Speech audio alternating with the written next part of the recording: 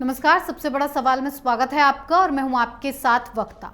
BJP से नाता तोड़ने के बाद नीतीश कुमार अब विपक्ष को जोड़ने में लगे हैं और फिलहाल दिल्ली में मौजूद हैं और विपक्षी दलों के नेताओं से मिलन का दौर जारी है। दिल्ली पहुंचते ही पहले वो राहुल गांधी से मिले और उसके बाद केजरीवाल के साथ और भी कई लोगों से मिले। केजरीवाल ने ट्वीट करके ये भी बता दिया कि किन मुद्दों पर बातचीत हुई। नीतीश की इन मुलाकातों का सिलसिला मोदी के खिलाफ 2024 में टिकने का पूरा प्लान है, जिससे वो पीएम की कुर्सी पर विराजमान हो सकें। बड़ा सवाल, क्या विपक्ष एकजुट हो पाएगा? क्या नीतीश को पीएम का उम्मीदवार बनाने के लिए राजी हो पाएगा? इसी पर चर्चा के लिए हमारे साथ मौजूद हैं कैपिटल टीवी के editor in chief doctor Manish Kumar ji. Doctor साहब, आपका बहुत बहुत स्वागत है। धन्यवाद। डॉक्टर साहब, कल नीतीश कुमार ने कई विपक्षी दलों के नेताओं से, बड़े बड़े नेताओं से मुलाकात की। आपको क्या लगता है 2024 की तैयारी हो रही है? देखिए, बहुत पहले एक फिल्म आई थी आंखें, गोविंदा की बहुत सुपर डुपर हिट फिल्म। उसमें कादर खान और सदाशिव अमरापुरकर अरुणा ईरानी के प्रेम जाल में फंस गए, दोनों व्यक्ति और दोनों दोस्त। तो उसमें एक बहुत बढ़िया सीन है जो एक दूसरे को लोग कन्विंस कर रहे हैं और ये कह रहे हैं कि भाई दोनों में से एक को तो कुर्बानी देनी होगी। घूम फिर करके वो सारे डायलॉग्स दे देते थे, उसके बाद लास्ट में कि भाई कुर्बानी तो देनी होगी। तो सदाशिव अमरापुरकर को गुस्सा आ जाता है, बोले भाई कुर्बानी कुर्बानी कुर्बानी, ये कुर्बानी देगा कौन? ये कुर्बानी मांग रहे हो कि भीख मांग रहे हो? जी। नीतीश कुमार की हालत वैसी ही है। ये जो नेता होते हैं ना, ये विचित्र जीव होते हैं। जी। किनसे इनकी मुलाकात हुई?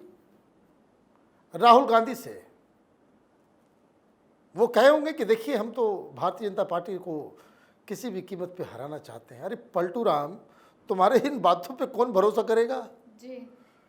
2 सप्ताह पहले तक तुम भारतीय जनता पार्टी के गोद में खेल रहे थे और अचानक से इतना ज़्यादा हृदय परिवर्तन हो गया। बिहार में तुम पोस्टर लगा करके रखे हुए हो कि पहले बिहार नहीं देखा, अब देश देखेगा। तुम्हारे नेता, तुम्हारे पार्टी के प्रवक्ता कह रहे हैं भाई नीतीश प्रधानमंत्री बनेंगे जी। और तुम सीधे आकर के मिलते हो राहुल गांधी से। राहुल गांधी के सामने क्या कहा होगा कि देखिए हम तो नहीं बनना चाहते। तो राहुल गांधी ने ये कहा होगा भाई मुझको बना दो, जी। कुर्बानी दे दो।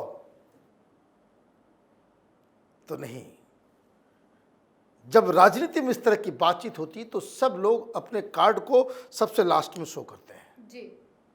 जुआरी की तरह खेलते हैं ये लोग राजनीति। सब अपना अपना कार्ड जो है छिपा के रखेगा।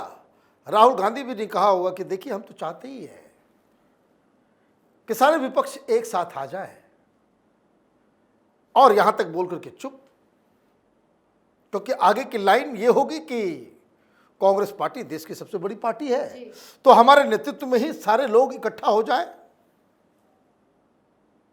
नीतीश कुमार वो कह रहे होंगे कि भाई देखिए हम तो भाई इतनी मेहनत क्यों कर रहे हो जो प्रधानमंत्री नहीं बनना? जी। अकेले चुनाव लड़ोगे 2-3 सीट भी नहीं आएगी। अब तो जब तुम्हारी पॉपुलरिटी पीक पे थी तब तो तुमने 2 सीट तुमने जीता। वहां आरजेडी ने आपको झाड़ के ऊपर चढ़ा दिया है, आप प्रधानमंत्री बनने का सपना फिर पहुंच गए केजरीवाल के पास। केजरीवाल से भी वही डायलॉग जी। कि हम तो निकले हैं सारे विपक्ष को इकट्ठा करने, अदरवाइज ये तो बीजेपी सारे पार्टी को खत्म कर देगी। इसका इलाज करना बहुत जरूरी है। और केजरीवाल, नटवर लाल तो और शातिर। हम भी यही चाहते हैं कि सारे लोग जो है इकट्ठा हो जाए। बिना इकट्ठा हुए बीजेपी से नहीं लड़ा जा सकता। नीतीश कुमार ने कहा कि भाई बिहार में हम लोग सब इकट्ठा हैं, एक साथ हैं, दिल्ली में भी हो जाए। जी। तो लंच पे बैठे हुए तो केजरीवाल ने कहा कि देखिए आज बहुत अच्छा काम हमने किया है। जी। पूरे देश में एक आंदोलन हमने शुरू किया है कि देश को नंबर 1 कैसे लेकर के जाए, वो हमारे पास मॉडल है। देश को नेतृत्व देने का मॉडल हमारे पास है और आप बिल्कुल सही एजेंडे पे हैं कि सारे विपक्ष को एक साथ लाया जाए और सब मुझे अपना लीडर मान देंगे। और राहुल गांधी से तो मोदी के लिए तो कोई चैलेंज नहीं होगा। अगर मोदी को कोई चैलेंज दे सकते हैं तो हम ही दे सकते हैं। अब ये भी शातिर, 4 दिन पहले इसका प्रवक्ता, इसके मंत्री, इसके लोग कह रहे भाई 2024 में मोदी वर्सेस हु, तो मोदी वर्सेस नीतीश केजरीवाल। जी यही प्रेस कॉन्फ्रेंस किया था ना ये मनीष सिसोदिया ने, कि लोग सवाल पूछते हैं कि 2024 में मोदी वर्सेस हु, तो डिक्लेयर कर दिया। अभी मुलाकात नहीं हुई ममता बनर्जी। आपको याद होगा बिहार में चुनाव जीती और उसके बाद सीधे सीधी कि दिल्ली चलो। जो एक्सरसाइज नीतीश कुमार कर रहे हैं ममता बनर्जी कर चुकी। जी दिल्ली जाकर के, मुंबई जाकर के, तो कहां कहां वो चली गई। दिक्कत क्या है? नीतीश कुमार ये दूसरी तीसरी बार कर रहे हैं। जी पब्लिक मेमोरी थोड़ी शॉर्ट होती है, लोगों को याद नहीं रहता है। 2014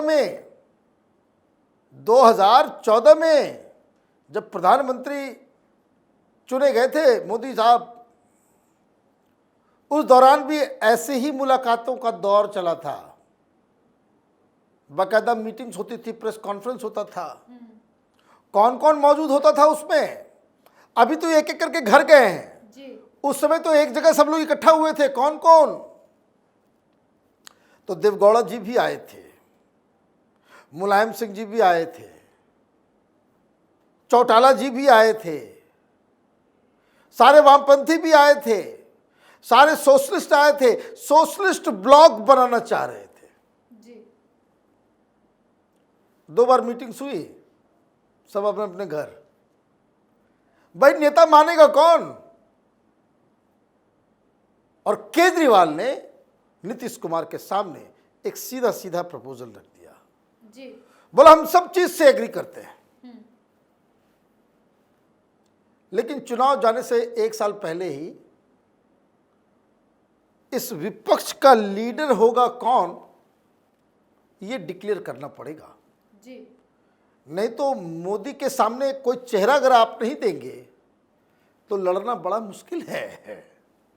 कहने का मतलब, राजनीति में जब इस तरह की बातें कोई आपके सामने प्रपोजल रखता है तो इसका मतलब साफ है कि मेरा नाम आगे करो। जी तुम्हारे पास क्या है? मेरे पास तो मीडिया है, मेरे पास पैसा है, बहुत घोटाला वोटाला करके रखा हुआ हूँ, मेरे पास देश को आगे ले जाने का मॉडल है। तुम्हारे पास क्या है? You are a failed chief minister of a failed state. अभी तो हम हाल में चुनाव जीते हैं। कोई ऐसी पार्टी नहीं जो भारतीय जनता पार्टी को 2-2 राज्य में हराई हो। जी इसलिए प्रधानमंत्री बनने का दावा मेरा है। अब लीजिए, कर लीजिए बात। तो क्या होगा? वही होगा जो ममता बनर्जी के साथ हुआ। वो भी 2 बार आई, सोनिया गांधी से भी मिली, राहुल गांधी से भी मिली, सारे विपक्षी लीडर से भी मिली, और वो तो महाराष्ट्र भी चली गई थी शरद पवार के साथ हाथ माथ। जी ममता बनर्जी से मिलके, ममता बनर्जी सोनिया गांधी से मिलकर के वहां पहुंचती है और वहां कहती है भाई कांग्रेस पार्टी के लीडरशिप में कुछ नहीं हो सकता। जी नीतीश कुमार ये काम नहीं कर सकते। ममता बनर्जी तो खुद अपने दम पे चुनाव जीतती है। ये तो लंगड़ा घोड़ा है। ये अपने बदौलत तो चुनाव जीत ही नहीं सकता किसी भी राज्य में। नीतीश कुमार ये तो लंगड़ा लीडर है, इसको सहारे की जरूरत है। वहां भारतीय जनता पार्टी को इसने अलग किया, वो कारण सोनिया गांधी की मध्यस्थता। जी उन्होंने लालू यादव को कन्विंस किया, और इसलिए अपनी कुर्सी बचानी होगी तो उनको कांग्रेस के साथ जाना होगा। राहुल गांधी को मुख्यमंत्री, प्रधानमंत्री के रूप में पेश करना होगा, और अगर आप ऐसा नहीं करते तो कोई संभावना नहीं है 2024 में। और अगर आप करते हो तो केजरीवाल क्या राहुल गांधी को लीडर मानेगा? जी, यही मैं सवाल आपसे करना चाहती हूँ कि विपक्षी पार्टी का हर नेता चाहता है कि वो प्रधानमंत्री बने, पीएम मोदी को वो चुनौती दे, तो आखिर क्या लास्ट में ये सब मीटिंगों का हल निकल पाएगा? कोई चेहरा सामने आ पाएगा? देखिए, ये अगर इनकी थ्योरी ले ले नीतीश कुमार की, तो नीतीश कुमार गार्ड बने हुए एक ट्रेन की, उतर उतर के सबको जोड़ रहे हैं, सब बॉगी को जोड़ रहे हैं। गाड़ी कहीं नहीं जाएगी अनटिल अनलेस उसमें इंजन लगाओगे। तो बिना इंजन की गाड़ी गार्ड साहब अपना झंडा डुलाते रहेंगे, गाड़ी ना आगे जाएगी, सिग्नल भी हो जाएगा, सब कुछ हो जाएगा, बट विदाउट इंजन ट्रेन जाएगी कैसे आगे? तो यही इनका हश्र है। तो अभी नए नए जो उसको कहते हैं नया नया मुसलमान ज़्यादा प्याज खाता है, तो डेमोक्रेसी है, हर व्यक्ति को कुछ न कुछ करने की आज़ादी है। पिछली बार भी 2014 में भी ऐसे मीटिंग हुई थी, 2-3 मीटिंग्स हुई ऐसे ही कि नीतीश कुमार आ रहे हैं, बिहार का मॉडल वर्सेस। इस बार तो कुछ नहीं है जी। इस बार तो कुछ नहीं है। 2014 में गूगल खींचिए, आजकल तो इंटरनेट का जमाना है। वो आर्टिकल चालू हो गया था, सारे वामपंथी और बिहार मॉडल, बिहार की जीडीपी को बढ़ाया इतना, ये कर दिया इतना, ये मोदी का मॉडल बेकार है, नीतीश कुमार का मॉडल बहुत बढ़िया है। अरे सबसे सड़ांध राज्य अगर कोई है तो नीतीश कुमार की वजह से बिहार बना। आज बिहार हिंदुस्तान का सबसे लंगड़ा लूला राज्य है, और उसके लिए जिम्मेदार कौन है? लीडर।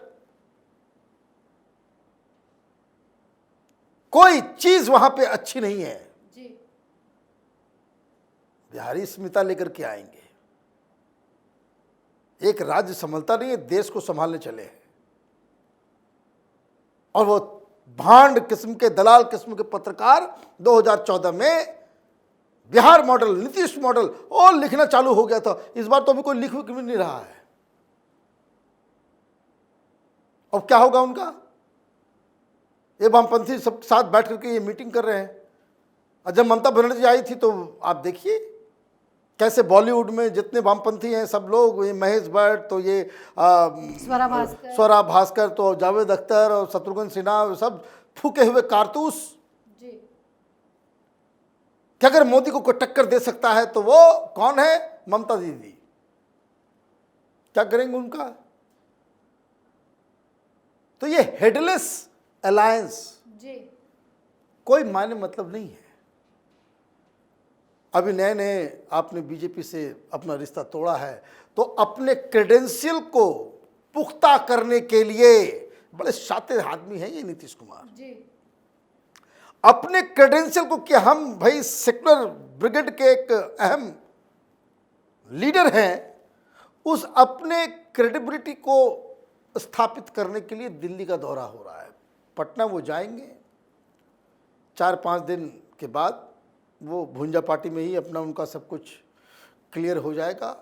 एक बार और आएंगे और भी क्लैरिटी मिल जाएगी। फिर उसके बाद पटना में चीफ मिनिस्टर का घर और वहीं भुंजा पार्टी। इसके अलावा कोई इसका फ्यूचर नहीं है। हिंदुस्तान की राजनीति 1970 से आगे बढ़ गई है, और इन लोगों का दिमाग, इन लोगों की खोपड़ी जो है वो वहीं पे अटकी हुई है। इसलिए इनको, इस तरह के लीडर्स को मैं कहता हूँ कि टायर्ड एंड रिटायर्ड, ये सब फूके हुए कारतूस हैं जो हिंदुस्तान की राजनीति पे बोझ है। जी डॉक्टर साहब, बहुत बहुत धन्यवाद इतनी जानकारी के लिए। धन्यवाद। नीतीश कुमार इतनी भागदौड़ इसलिए कर रहे हैं कि वो पीएम पद के दावेदार बन सकें। अगर विपक्ष एकजुट होगा तो शायद सहमति बन सके, लेकिन इस विपक्ष से ममता बनर्जी गायब हैं। कांग्रेस को साथ लिए बिना ये काम संभव नहीं है, क्योंकि कांग्रेस सबसे बड़ी विपक्षी पार्टी है। उसे साथ लिए बगैर विपक्ष एनडीए के खिलाफ कोई चेहरा खड़ा नहीं कर सकता।